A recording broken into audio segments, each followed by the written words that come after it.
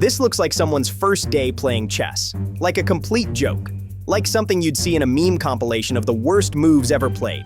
And that's exactly why it destroys people. That's exactly why this opening has ruined thousands of games, crushed confident players, and made experienced chess enthusiasts question everything they thought they knew about the game. Before you scroll away thinking this is edited nonsense, before you assume this is some kind of clickbait garbage, before you tell yourself that nobody would actually play this in a serious game, stop. Take a breath. Because this is an actual real opening. It has a name. It has decades of theory behind it. Grandmasters have analyzed it. International masters have written articles about it.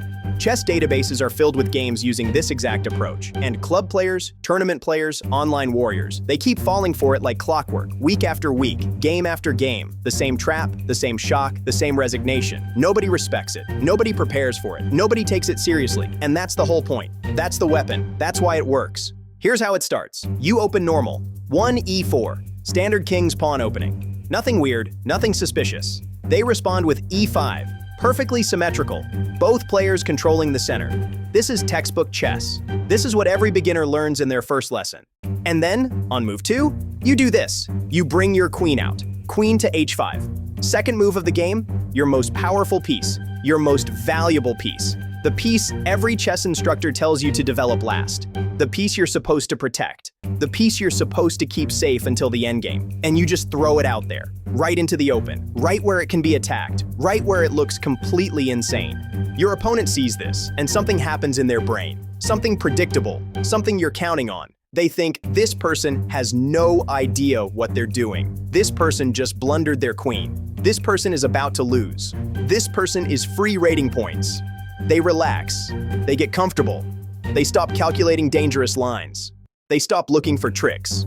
They stop respecting you as an opponent. Their guard drops. Their focus shifts from defense to exploitation. They start thinking about their next game.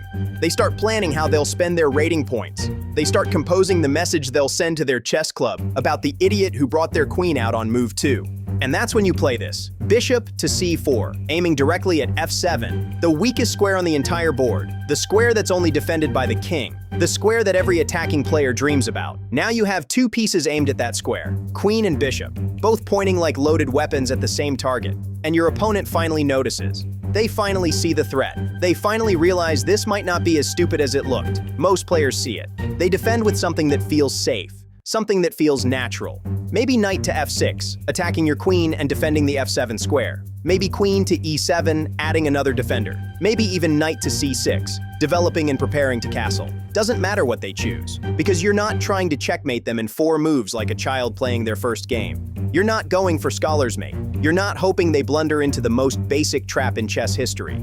You're doing something way more brutal, something way more sophisticated, something way more devastating. You keep developing, but wrong. Aggressively wrong, uncomfortably wrong, deliberately wrong. You castle queenside, long castle, the dangerous side, the side where your king walks right into the storm, the side where pawns are already pushed and your king has no shelter. Every chess principle screams at you not to do this. Every instructor would mark this wrong on a test. Every engine gives you a worse evaluation. But you do it anyway, because you're not playing by their rules. You're not playing for a small advantage. You're playing for chaos. You push pawns on the king side, the side where you're supposed to be attacking, not the side where you're supposed to be weakening. You advance g4, h4, maybe even f4, creating holes in your own position, giving your opponent targets, making it look like you're destroying your own game. But every pawn push is a battering ram. Every advance opens lines for your pieces. Every weakness you create in your own position is actually a highway for your attack. You ignore their pieces. They develop their knights. You don't care. They bring out their bishops. You don't respond. They castle to safety. You don't even glance at their king. You're too busy building something. Too busy constructing this weird, unorthodox, completely insane position that doesn't look like anything in any chess book. Every move looks like a mistake. Every decision seems questionable. Every choice makes your opponent more confident. But every move is a trap. Every weakness is bait. Every strange decision is calculated to make them comfortable, relaxed, unafraid. And then somewhere around move 8 or 9, it happens.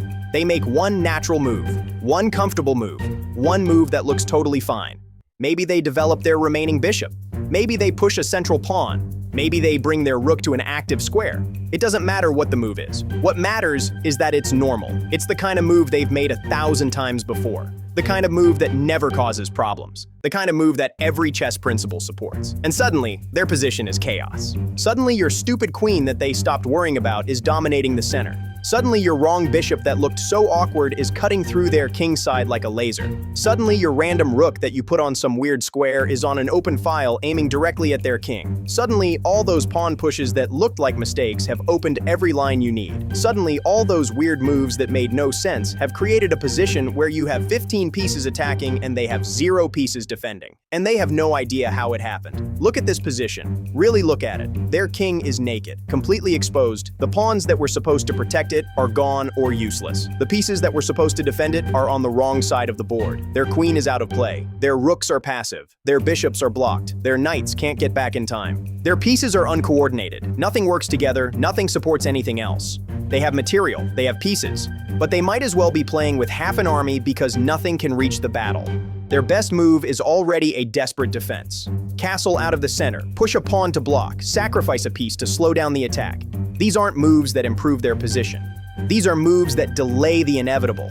These are moves that buy one more turn, maybe 2 if they're lucky. And you? You have 14 different ways to attack, maybe more. You can push another pawn, you can bring another piece into the attack, you can sacrifice something for a devastating breakthrough. You can take your time and slowly squeeze them. You can go for immediate tactics. You can play quiet and wait for them to crack under pressure. You have options. You have choices. You have freedom. They have survival mode. This is what nobody tells you about chess. This is what the textbooks skip. This is what the instructors don't mention because it doesn't fit the curriculum. The best weapons don't look like weapons. They look like mistakes. They look ridiculous. They look like something a bot would play after its neural network had a stroke. And that's the beauty. That's the secret. That's why this keeps working decade after decade, even though everyone knows about it. Your opponent spends 0 time preparing for this, 0 mental energy respecting it, 0 calculation on the weird lines. They see your second move, they see queen to h5, and they're already thinking about their next game. They're already mentally writing the story they'll tell about the idiot who brought their queen out early. They're already feeling superior. By move 10, they're fighting for survival. By move 12, they're desperately trying to trade pieces. By move 15, they're either resigned or should be. Now, before you run to your next game and try this, before you load up Lichess or Chess.com and start hunting for victims, before you assume this is a free ticket to raiding heaven, one warning, just one. But pay attention because this matters. If your opponent knows what they're doing, if they've seen this before, if they've studied this line, if they've fallen for it once and learned their lesson, they will punish you, hard, brutally, without mercy.